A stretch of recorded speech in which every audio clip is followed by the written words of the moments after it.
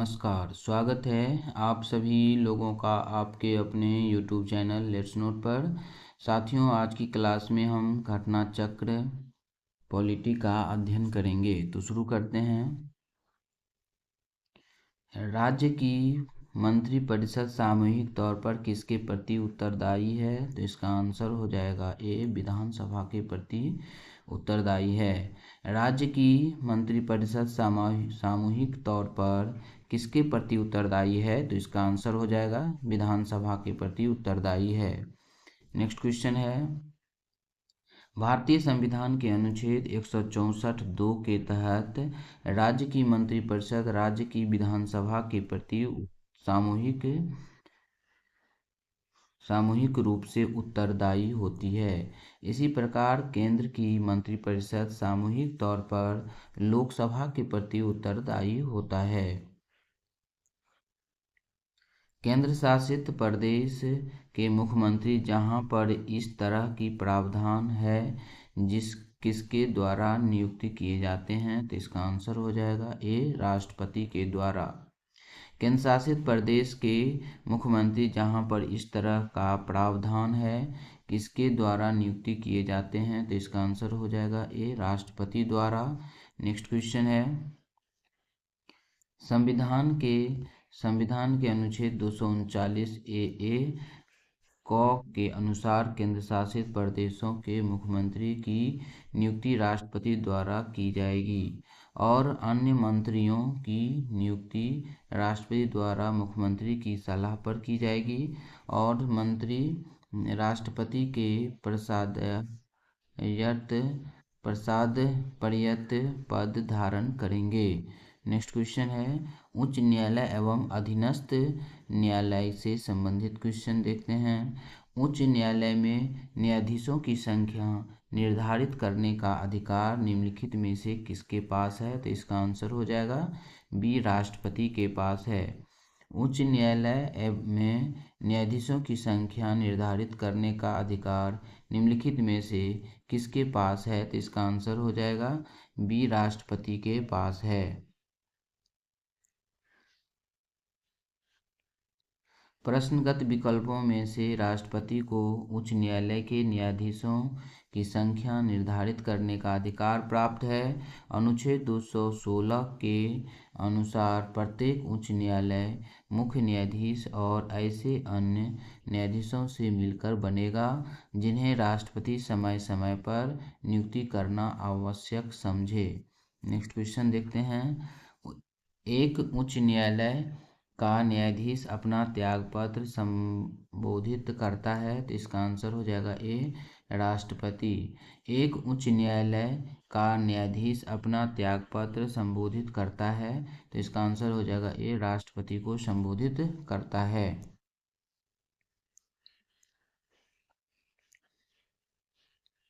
उच्च न्यायालय का न्यायाधीश अपने पद की शपथ लेने के बाद 62 वर्ष की आयु तक अपने पद पर कार्यरत रहता है। इससे पूर्व वह राष्ट्रपति को संबोधित अपने हस्ताक्षर युक्त प्रश्न द्वारा अपना पद त्याग कर सकता है। अनुच्छेद 217 फर्स्ट को साथ ही उसे सिद्ध कदाचार या असमर्थता के आधार पर संसद के दोनों सदनों द्वारा अलग अलग अपने कुल बहुमत से जो उपस्थित एवं मतदान करने वाले सदस्यों के 2/3 द्वारा पारित प्रस्ताव से राष्ट्रपति द्वारा पदमुक्त किया जा सकता है। नेक्स्ट क्वेश्चन है, किस उच्च न्यायालय ने यह फैसला दिया कि एक ही बार में 3 बार तलाक कहने से तलाक होना गैर कानूनी है? तो इसका आंसर हो जाएगा बी, इलाहाबाद उच्च न्यायालय। किस उच्च न्यायालय ने यह फैसला दिया है कि एक ही बार में 3 बार तलाक कहने से तलाक होना गैर कानूनी है? तो इसका आंसर हो जाएगा बी, इलाहाबाद उच्च न्यायालय। नेक्स्ट क्वेश्चन, इलाहाबाद उच्च न्यायालय ने रहमतुल्लाह तौल्ला बनाम स्टेट ऑफ यूपी 1994 के मामले में यह निर्णय दिया कि यदि विधि के उपबंधों को विफल करने के उद्देश्य से 3 बार तलाक कहकर तलाक लिया जाता है तो ऐसा तलाक गैर कानूनी होगा। नेक्स्ट क्वेश्चन, निम्नलिखित उच्च न्यायालयों में से कौन एक से अधिक राज्य केंद्र शासित प्रदेश के लिए है? तो इसका आंसर स्पष्ट नहीं है, तो इसका एक्सप्लेनेशन देखते हैं। गुवाहाटी उच्च न्यायालय एक से अधिक राज्यों के लिए इसके क्षेत्राधिकार असम, नागालैंड, मिजोरम एवं अरुणाचल प्रदेश तक हैं, जबकि मुंबई उच्च न्यायालय का क्षेत्राधिकार महाराष्ट्र, दादरा एवं नगर हवेली और दमन एवं दीव तथा गोवा है। अतः विकल्प सी और डी दोनों सही है। नेक्स्ट क्वेश्चन है, बाबरी मस्जिद राम जन्मभूमि का विवाद जो इलाहाबाद उच्च न्यायालय लखनऊ पीठ के समक्ष है का प्रकार है? तो इसका आंसर हो जाएगा बी, इसका स्वत्वाधिकार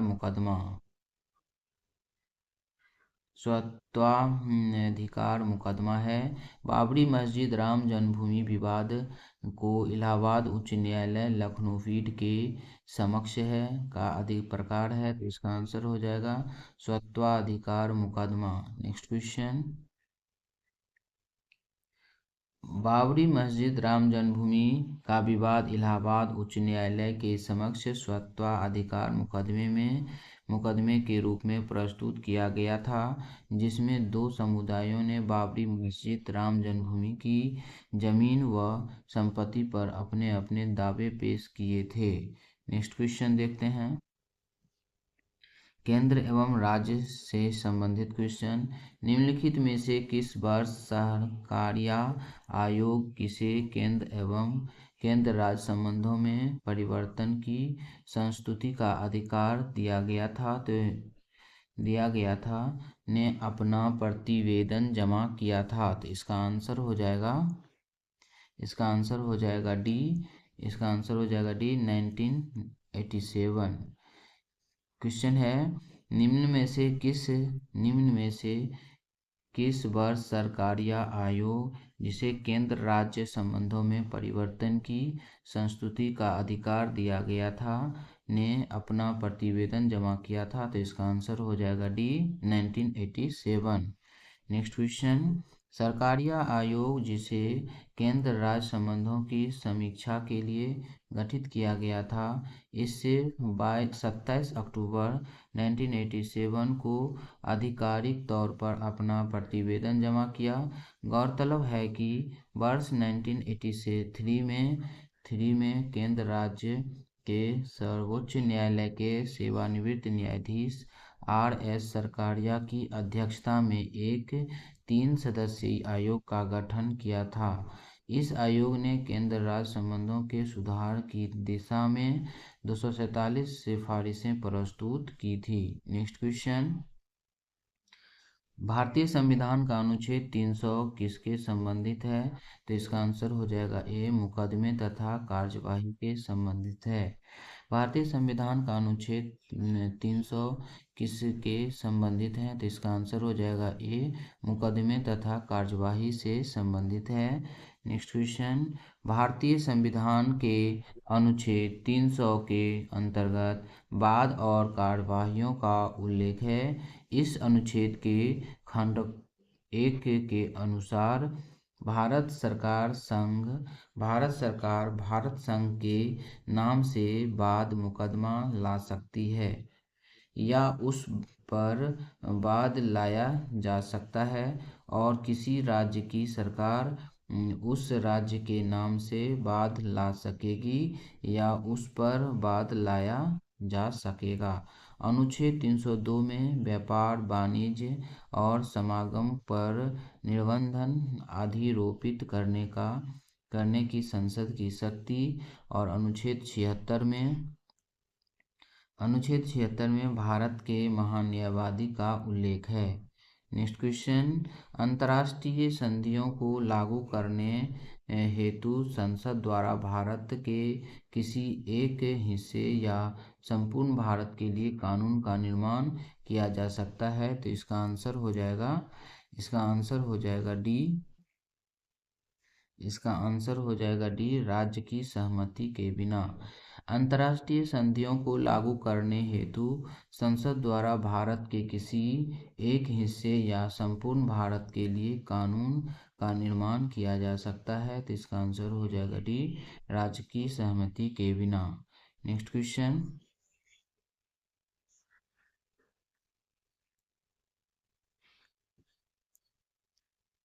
संविधान के अनुच्छेद 253 के तहत अंतर्राष्ट्रीय संधियों को लागू करने हेतु संसद को भारत के किसी एक हिस्से या संपूर्ण भारत के लिए कोई विधि बनाने की शक्ति प्राप्त है। इस शक्ति के तहत संसद द्वारा अंतर्राष्ट्रीय संधियों को प्रभावी बनाने हेतु राज्य सूची के किसी विषय पर भी कानून का निर्माण किया जा सकता है तथा इस संदर्भ में किसी राज्य या राज्यों की सहमति आवश्यक नहीं है। आपात उपबंध से संबंधित अब हम क्वेश्चन देखते हैं। किस अनुच्छेद के अनुसार भारत के राष्ट्रपति द्वारा राष्ट्रीय आपातकाल की घोषणा की जा सकती है। तो इसका आंसर हो जाएगा ए, अनुच्छेद 352। किस अनुच्छेद के अनुसार भारत के राष्ट्रपति द्वारा राष्ट्रीय आपातकाल की घोषणा की जा सकती है। तो इसका आंसर हो जाएगा ए, अनुच्छेद 352।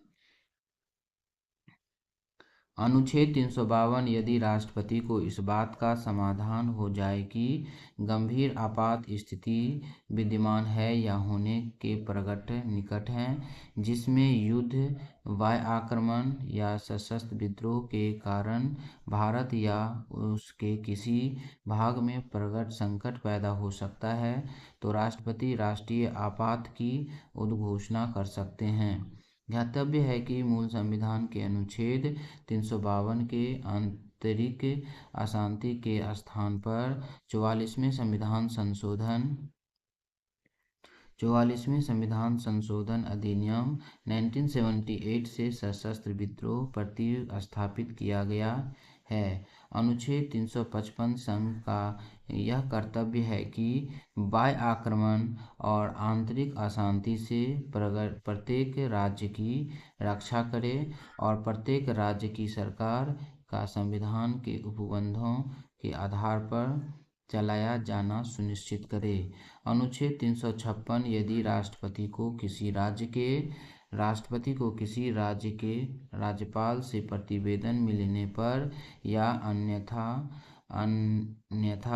यह समाधान हो जाता है कि ऐसी स्थिति उत्पन्न हो गई है जिससे उस राज्य का शासन इस संविधान के उपबंधों के अनुसार नहीं चलाया जा सकता, राष्ट्रपति इस अनुच्छेद का प्रयोग कर उस राज्य में राष्ट्रपति शासन लगा सकते हैं। अनुच्छेद 360 किसी राष्ट्रपति को यह समाधान हो जाए कि ऐसी स्थिति पैदा हो गई है जिससे भारत या उसके किसी भाग का वित्तीय स्थायित्व संकट में है, तो यह वित्तीय आपात की घोषणा कर सकता है। राष्ट्रपति राष्ट्रीय आपातकाल की घोषणा कर सकता है। तो इसका आंसर हो जाएगा डी, ऊपर वर्णित सभी कारणों के आधार पर। राष्ट्रपति राष्ट्रीय आपातकाल की घोषणा कर सकता है। तो इसका आंसर हो जाएगा डी, ऊपर सभी कारणों के आधार पर, वर्णित सभी कारणों के आधार पर, यानी हथियारबंद विद्रोह के आधार पर भी कर सकता है, बाह्य आक्रमण के आधार पर भी कर सकता है, और सी में है युद्ध के आधार पर भी कर सकता है। नेक्स्ट क्वेश्चन, भारतीय संविधान का कौन सा अनुच्छेद आपातकाल की घोषणा से संबंधित है। तो इसका आंसर हो जाएगा डी, अनुच्छेद 352। भारतीय संविधान का कौन सा अनुच्छेद आपातकाल की घोषणा से संबंधित है। तो इसका आंसर हो जाएगा डी, अनुच्छेद 352। प्रायः किसकी सलाह पर राज्य में राष्ट्रपति शासन लागू किया जा सकता है। तो इसका आंसर हो जाएगा सी, गवर्नर। प्रायः किसकी सलाह पर राज्य में राष्ट्रीय शासन लागू किया जा सकता है? तो इसका आंसर हो जाएगा गवर्नर। नेक्स्ट क्वेश्चन, अनुच्छेद 356 के तहत राज्य में राष्ट्रपति शासन प्रायः गवर्नर राज्यपाल की सलाह पर राष्ट्रपति द्वारा लागू किया जा सकता है। इस अनुच्छेद के अनुसार यदि राष्ट्रपति को किसी राज्य के राज्यपाल से प्रतिवेदन मिलने पर या अन्यथा यह समाधान हो जाता है कि ऐसी स्थिति उत्पन्न हो गई है जिसमें उस राज्य का शासन इस संविधान के उपबंधों के अनुसार नहीं चलाया जा सकता, तो राष्ट्रपति उद्घोषणा द्वारा उस राज्य की सरकार के सभी या कोई कृत्य या शक्तियां अपने हाथ में ले सकता है।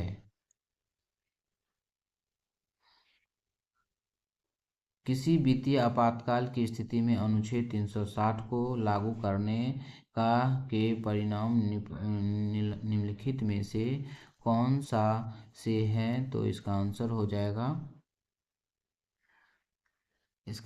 जाएगा 1, 3 और 4। तो इसको हम देखते हैं।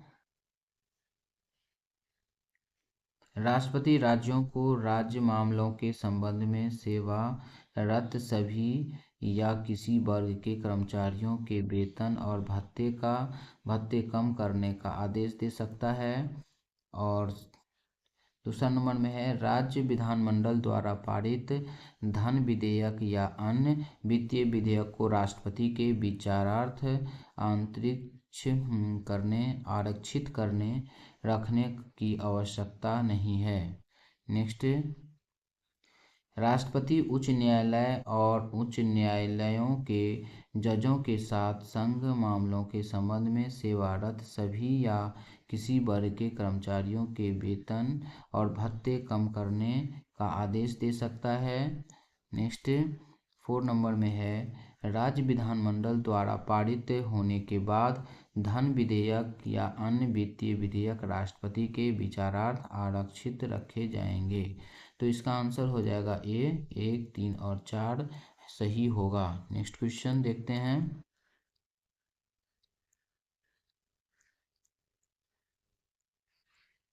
भारतीय संविधान के अनुच्छेद 360 के अंतर्गत राष्ट्रपति द्वारा वित्तीय आपातकाल लगाए जाने का प्रावधान है।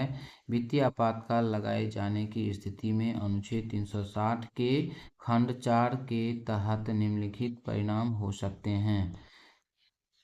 अनुच्छेद 360 4 के उपखंड 1 फर्स्ट के तहत राष्ट्रपति राज्यों को राज्य मामलों के संबंध में सेवारत सभी या किसी वर्ग के कर्मचारियों के वेतन और भत्ते कम करने का आदेश दे सकते हैं। और नेक्स्ट है, अनुच्छेद 360 4 के उपखंड बी के तहत राष्ट्रपति उच्चतम न्यायालय और उच्च न्यायालयों के न्यायाधीशों के साथ साथ संघीय मामलों के संबंध में सेवारत सभी या किसी वर्ग के कर्मचारियों के वेतन और भत्ते कम करने का आदेश दे सकता है।